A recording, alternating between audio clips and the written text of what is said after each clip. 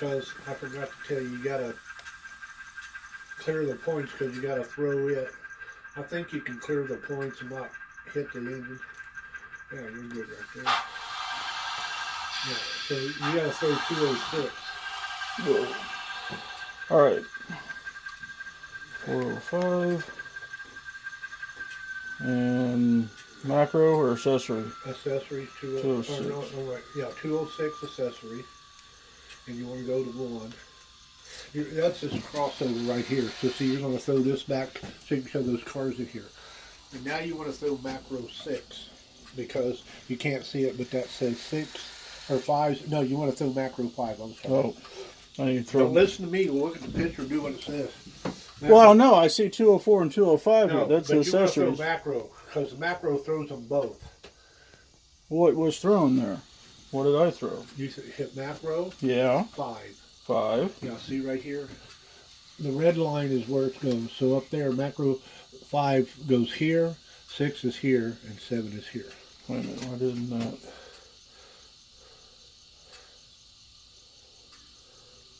That should be thrown. It should be thrown? Yep, it's thrown. Okay. We all ready to go then? Yeah. And like I said, you want to go like speed step 4. And on the 405, right? Yeah. Right. That's just the speed of going off. 4? Yeah. And turn your engine on. Engine lights. I thought I heard it. Headlight. And then see where that 50-foot box car is right there behind that Penske cattle car. If something's going to come off, it'll come off about where the front of that Penske car is, where those 2 cattle cars are hooked together. And that's a bench work flaw. That's causing that right there. You see the seam right underneath the switcher right now.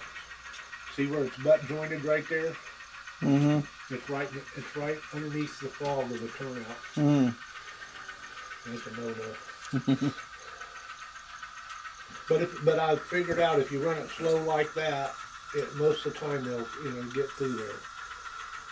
So now you can speed it up. You can go like 6 or 7 or whatever there.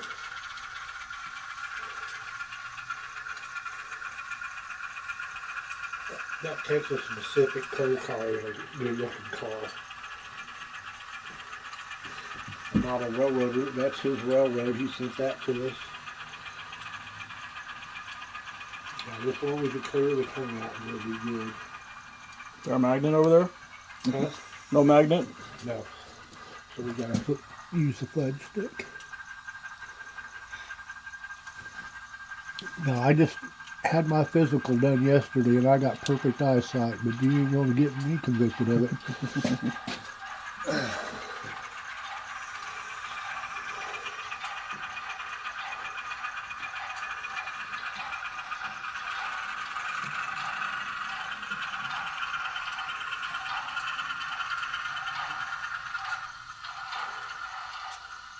Okay, so before you start doing anything with that other engine, go ahead and shut that one down if you want to, or you may run it out. Oh, I shut it down. But you want to throw 203 Whoops. back to the main line, which is 1.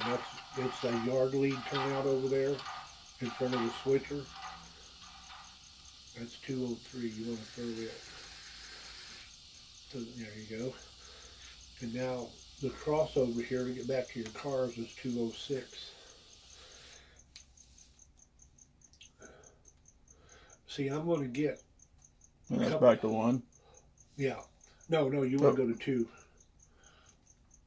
See, it tells you what position you're in. It'll tell you if it's in 1 or 2, and you want to go to the opposite of what it is. You want to open the turnout. There you go. Okay.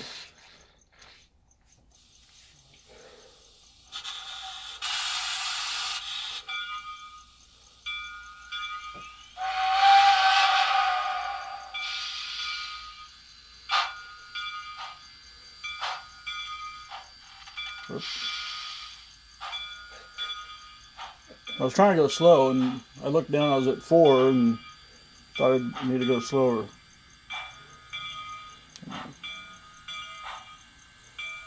steam is a whole nother new game for me. So.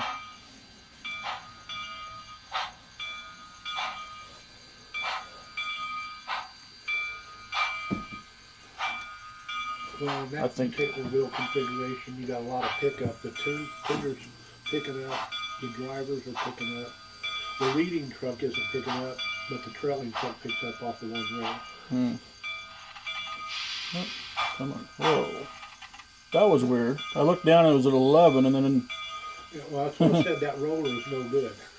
Well, it's been working so far. But if you push on it and turn it, it jumps. I think that's what it did just there. I mean, if you put too much pressure, not that you're putting too much pressure, but what I'm saying is those little bearing things where that roller hits, they're probably plastic and they're already swapped out, walled out. It's nothing you're doing wrong. It's just the design. They should be brass bushings with a metal shaft. Yeah, and it's all plastic. Yeah, they're not going to spend that kind of money to make. Okay, we ready to go then? Yeah. So we got what, 15? 9, 10, 11, one more behind the gondola. Caboose back there.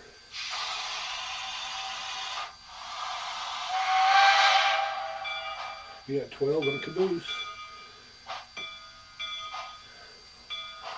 So you gotta make a little bit of money with that manifest. Uh-oh.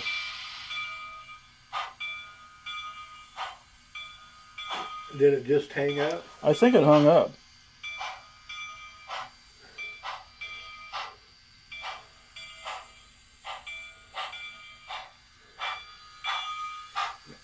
I think on a level layout, something without all this incline, I think that engine would pull 25 or 30 cars with no problem. On 22 and above radius, on 18, you wouldn't even want to do it.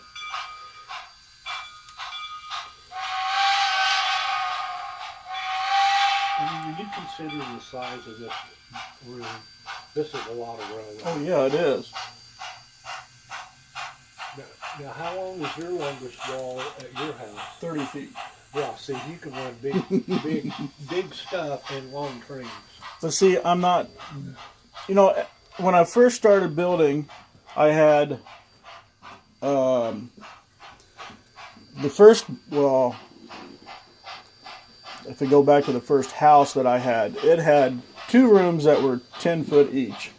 And I went and took the wall out between the 2 bedrooms. You took the wall, you didn't cut a hole like that? No, I took the whole wall out and made 20 foot.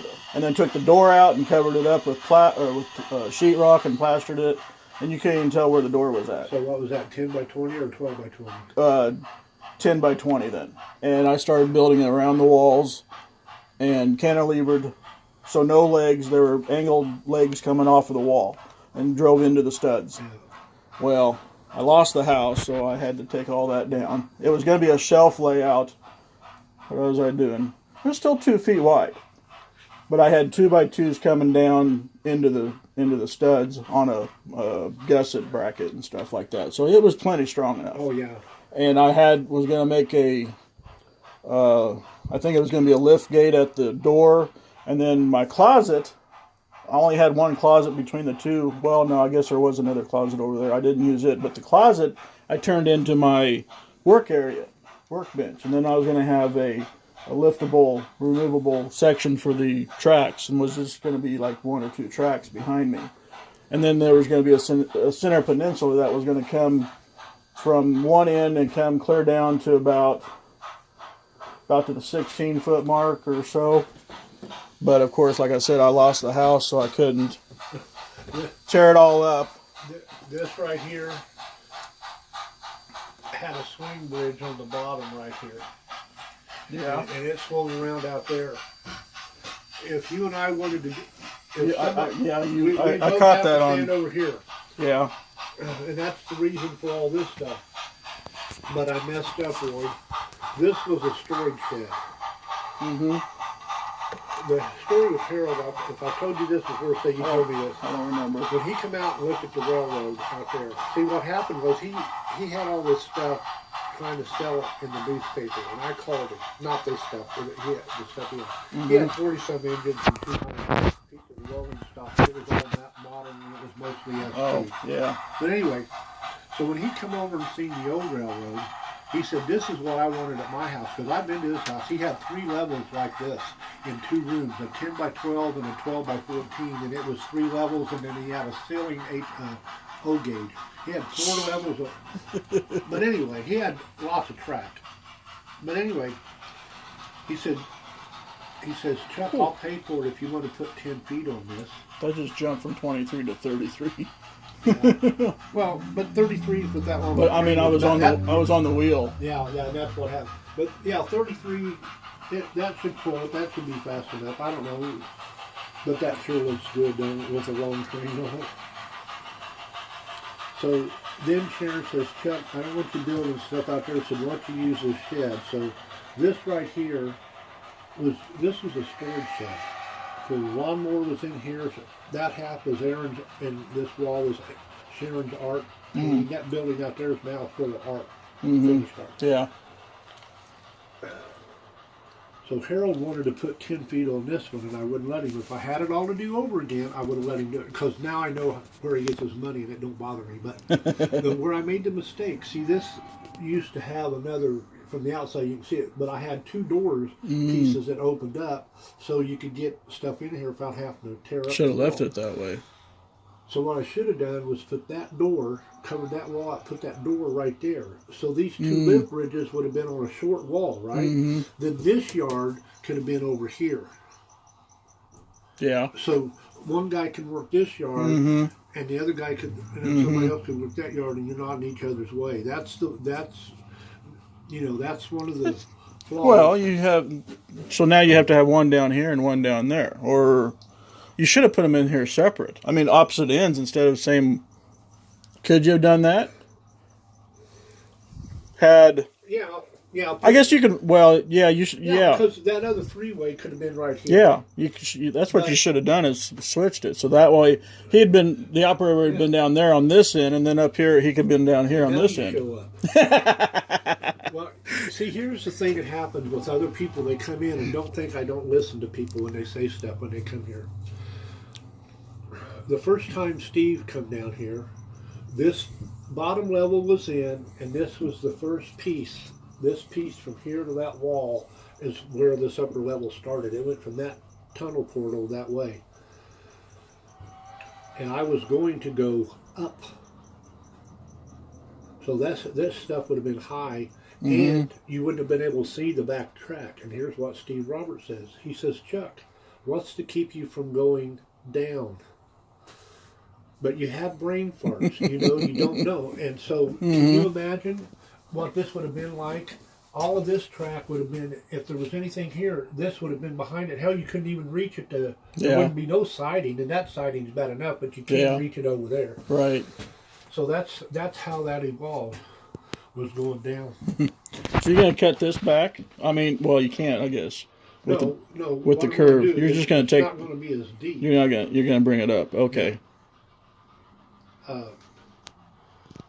And the bridge might not. The bridge might be here. Just shorter. Yeah, because I could get another siding in here. Now you need to put a ski lift in. Ski resort. Well, see, with an operating ski lift. Yeah. See, this is the cattle pen is going to be in here, and see this little piece right there. Mark did this because I've got the cowboy and the cows. Where he's driving the cattle cow out of the high pasture down here to the loading pens to put on the car. I mean, it wasn't just roll the dice. Right. I mean, there was planned stuff to it. But Mark wanted to do the. He's up there. Now, see where that water tank is? That's Surprise Junction. Now, Harold's last name is Surprise, but that's not why that's called Surprise Junction. Because with the old Helix, if your train made it there with the caboose, you were surprised. No, seriously, that's why it's that way. Yeah, see that's smoking fluid right there. We did have a couple of smoking steam locomotives. Yeah. But we got rid of them. And we've almost got rid of that one, and Mark said, I can fix that one. And Harold said, well, what's it going to cost? And he said $200. So that's $550 right there, because the engine itself, the Broadway Limited engine, was $350. Now, Harold could have got it cheaper, but he bought it down here at our local hobby shop, and they charge full retail for stuff. And then Mark put the stuff in it, so that's $550 right there. These engines right here are $250. Well, I'm recording again. Oh, okay. So, you want me to cut any of this out? Any of your commentary? No.